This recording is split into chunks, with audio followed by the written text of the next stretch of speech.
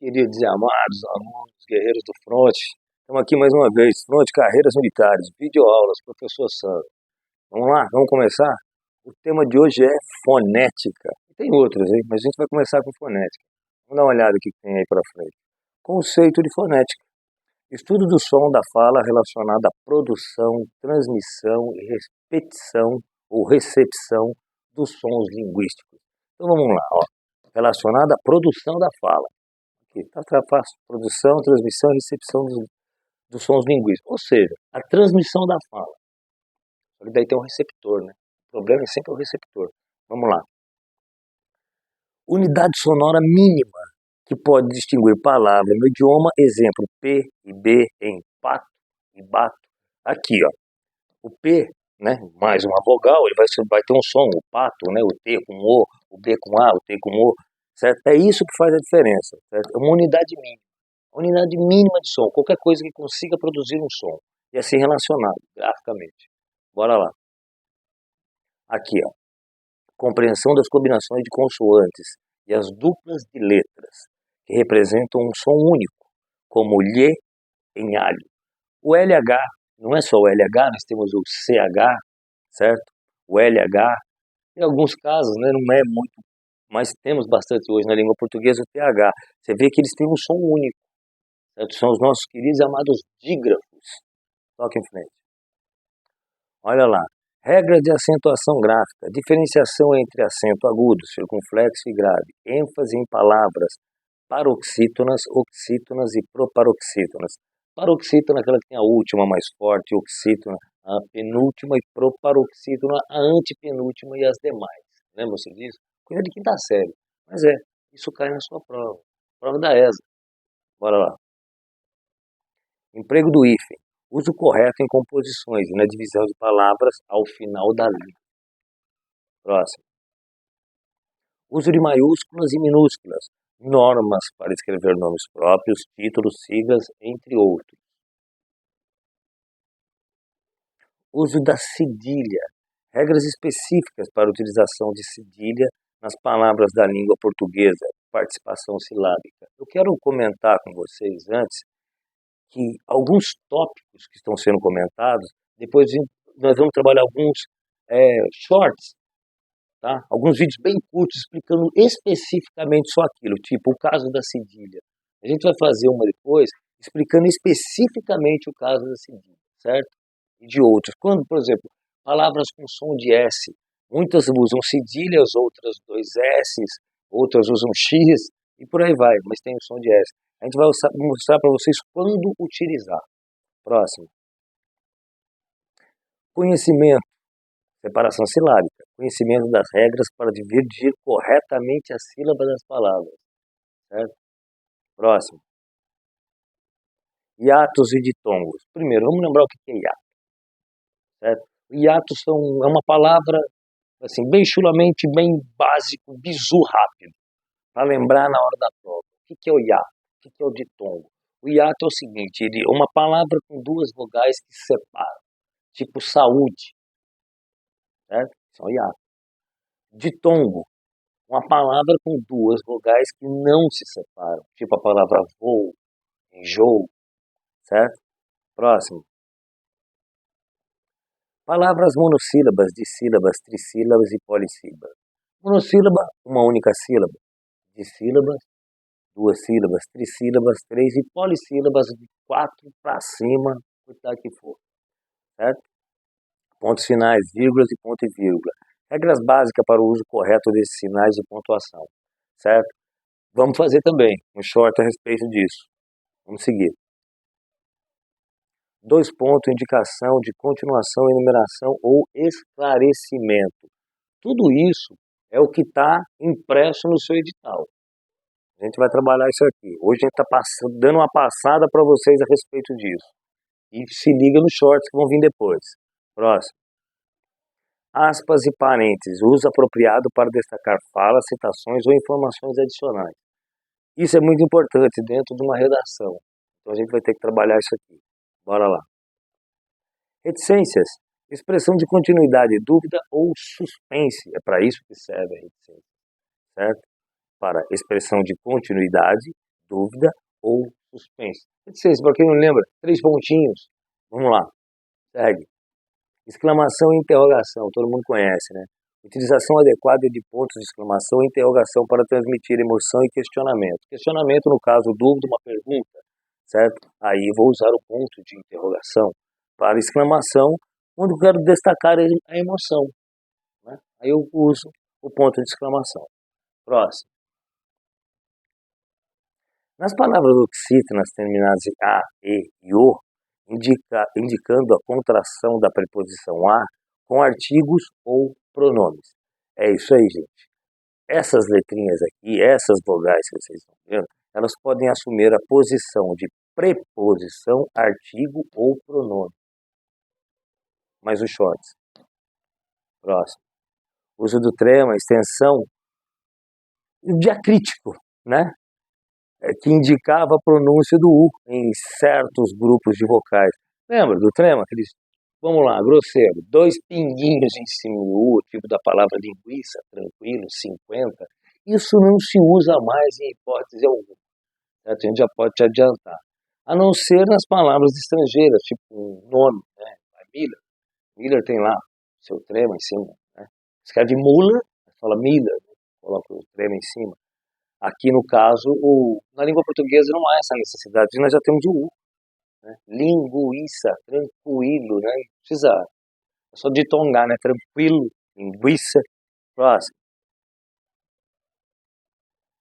Normas para abreviar palavras e utilizar siglas de maneira correta. Regras específicas para o uso de letras maiúsculas em datas, nomes de lugares e títulos, etc. Casos de uso, aplicação da crase em situações como expressões que exigem o uso do artigo feminino, locuções prepositivas, expressões adverbiais femininas, evitar crase, olha só, caso em que não se utiliza a crase, como antes de palavras masculinas, verbos, pronomes possessivos, entre outros. Isso é só o en passant, né? Nós vamos trabalhar com todas as... esse lance da crase não vai nem dar para ser um short, vai ter que ser logo uma aula. Porque são muitas as regras, né? Ó, fusão da preposição a com o artigo definido feminino a ou as. Tipo 2 as numa palavra. Vou a feira. Vou à feira. Com crase, certo? Aquele. Entregou tudo a aquela pessoa. Aquela. Com crase não precisa colocar 2 as, certo? Mas tudo isso a gente vai passar numa aula só. Bora lá. Antes de palavras femininas, que admite um artigo definido feminino. Crase, vou à escola. Sem crase, vou a pé. Nesse caso, a crase ela se destaca por quê? Porque escola é uma palavra feminina. Então, quem vai à escola, vai com crase. Sem crase, vou a pé. Pé é um substantivo masculino. Então, eu não preciso usar crase. Bora lá. Antes de pronomes possessivos, meu, minha, nossa, não vai rolar uma crase. Refiro-me à sua ideia. Olha lá, frasezinha, a sua ideia. Sem crase, refiro-me a meu irmão. Masculino, não rola. Bora lá. Em locuções prepositivas, conjuntivas e adverbiais femininas. Crase, ele agiu à maneira de um verdadeiro cavaleiro. Tudo que for a maneira, tipo, a moda de alguma coisa, sempre haverá crase. Sem crase, ele agiu a pedido. Pedido, nesse caso não rola. Pedido é verbo. Certo? Pedir é verbo. Bora lá? Faremos a reunião às 15 horas. Ó, expressões que indicam horas. Nesse caso, eu vou usar a crase. Sem crase, faremos a reunião a qualquer hora. Qualquer é um pronome indefinido. Então, eu não posso usar a crase.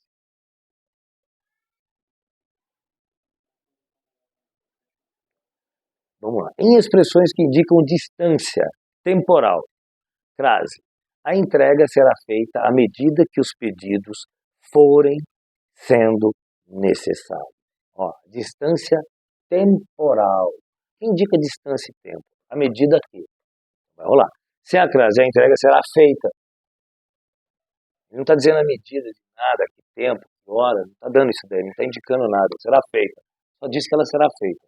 A qualquer momento. Mais um pronome definido. Antes de pronome demonstrativo, este, aquele, aquela, aquilo. Vamos lá, crase, refiro-me a aquela situação. Lembra? Até eu usei como exemplo no começo aqui. A aquela, eu poderia ter usado os dois as, mas aí fica ridículo. Aquela situação. Sem crase, refiro-me a este problema. O problema, também é masculino. Bora lá. Em expressões que indicam a moda ou a maneira de ser de alguém. Crase, ele agiu a brasileira, a moda, o estilo brasileiro. Sem crase, ele agiu a seu modo. Aí já não vai ter. Por causa do pronome. Em expressões que indicam a saúde de alguém, ele está à espera dos resultados dos exames. A espera, essa espera não é verbo, né? A espera dos resultados dos exames, indica tempo. Sem crase, ela está a par dos acontecimentos. A par, pronome, perdão. Vamos lá. Acordo Ortográfico de 1990, adoção das mudanças estabelecidas pelo acordo como a eliminação do trema, alterações em hiatos, simplificação de algumas regras de acentuação, entre outros. Vamos dar uma olhadinha. Mudança da ortografia.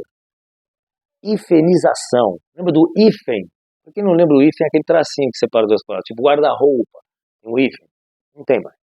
Novas regras para o uso do hífen em palavras compostas e na divisão da divisão silábica ao final da língua. Acentuação de ditongos abertos, eliminação de acentos em ditongos abertos nas palavras paroxítonas. Paroxítonas, como em ideia, assembleia, apoia. Vou dar uma dica que mata. Falou? Para acabar com esse. Para matar tudo que ele está falando aqui em cima para vocês. Terminou com eia, terminou com oia, acabou. Jiboia, boia, noia, troia. Nada disso tem acento. Geleia, gonorreia, assembleia, mocreia, não tem acento. Terminou com eia, terminou com oia, não tem acento. Certo? Segue. Acento diferencial. Extinção do acento diferencial em algumas palavras. Homógrafas, como para. Verbo parar e para, preposição. Então não rola mais, já era. Antigamente você tinha essa. Para alguma coisa do verbo parar. Não tinha. Era uma coisa chatinha. Agora não. Agora não. Liberou. Tira tudo. Mudanças em verbos diferenciados e ajustes nas formas verbais. Que anteriormente eram acentuadas como em abençoo, vou, enjoo, entre outros. Meu, pensa assim, ditongo, bizu, ditongo, ditongou aqui, ei, por exemplo, leem, veem, enjoo, magou, vou, não rola, não tem mais acento. É só pensar assim, toda vez que você vê essa ditongação, eu tenho acento? Não, não tem mais, acabou.